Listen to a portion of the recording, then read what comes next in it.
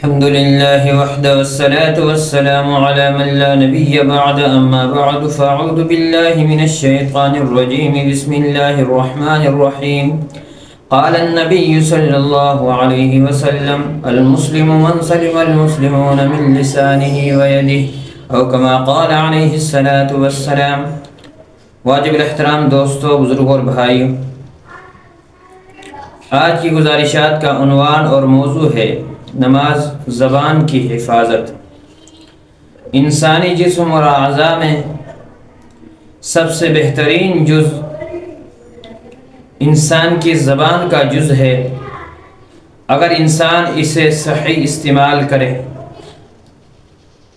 اور اگر انسان اس کو غلط استعمال کرے تو انسانی اعضاء میں سے بدترین اعضاء زبان کو شمار کیا گیا ہے۔ لقمان حکیم رحمۃ اللہ علیہ نے اپنے شاگرد سے کہا کہ آپ بکری ذبح کریں اور اس کا جسم کا بدترین سے بدترین حصہ میرے پاس لے کے آئیں۔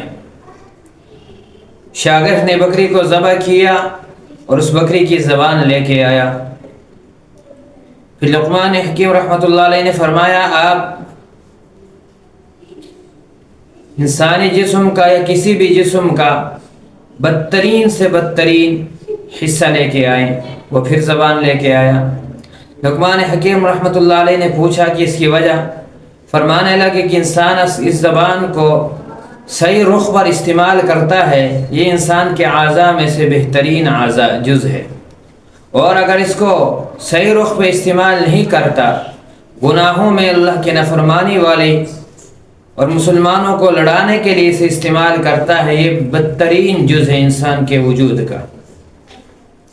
ایک صحابی نے عرض کیا یا رسول اللہ صلی اللہ علیہ وسلم، انسانوں کو جنت میں لے جانے والی وہ کون سی چیز ہے جو انسانوں کو جنت میں لے جاتی ہے؟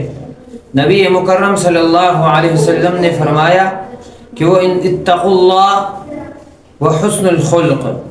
پہلی بات تو یہ کہ اللہ سے ڈرنا، تقوی اختیار کرنا، اور دوسری بات ارشاد فرمائی کہ بہترین اخلاق بہترین ہوتا ہے انسان کی زبان سے، یعنی زبان کا بہترین استعمال کرنا اور اللہ تبارک و تعالی سے ڈرنا، یہ دو چیزیں انسان کو جنت میں لے جانے کے ذریعے بنتی ہیں۔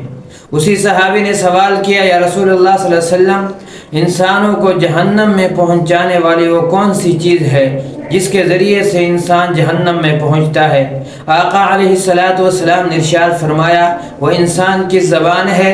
اگر انسان اس کو صحیح رخ پہ استعمال نہیں کرتا ہے، اللہ کے نافرمانی والے کاموں میں سے چلاتا ہے، پھر یہ زبان اس کے لیے وبال بن جاتی ہے اور جہنم میں ڈالنے کا ذریعہ بنتی ہے۔ اور آقا علیہ السلام نے فرمایا کہ جہنم میں جن لوگوں کو کل قیامت والے دن الٹے منہ ڈال دیا جائے گا، الٹے منہ جہنم میں پھینک دیا جائے گا، یہ وہ لوگ ہوں گے جو زبان کی وجہ سے اس دنیا کے اندر اللہ کی نافرمانی کر رہے ہوں گے، کہیں جھوٹ بول رہے ہوں گے، کہیں غیبت کر رہے ہوں گے، کہیں چغلی کر رہے ہوں گے، کہیں کسی پر بہتان باندھ رہے ہوں گے۔ یہ ایسے کبیرہ گناہیں ہیں جن کو اللہ تبارک و تعالی نے قرآن مجید کے مختلف مقامات پر بیان فرمایا ہے، یہ اس زبان کے گناہ ہیں۔ امام غزالی رحمۃ اللہ علیہ نے انسان کی زبان کے 20 گناہیں گنوائے ہیں کہ انسان کی زبان سے 20 گناہ ہو سکتے ہیں۔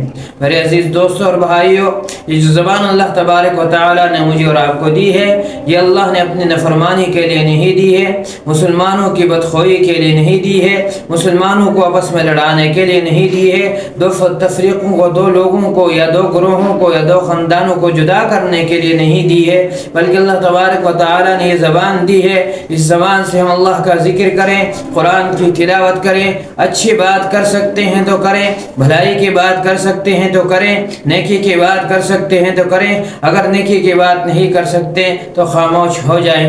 نبی علیہ السلام نے ارشاد فرمایا جو انسان اس دنیا میں بھلائی کی بات کرتا ہے کرے، ورنہ اگر خاموش ہوتا ہے وہ خاموشی اس کو نجات دلا دے گی، یعنی اس کو نامندی اور شرمندگی نہیں ہوگی۔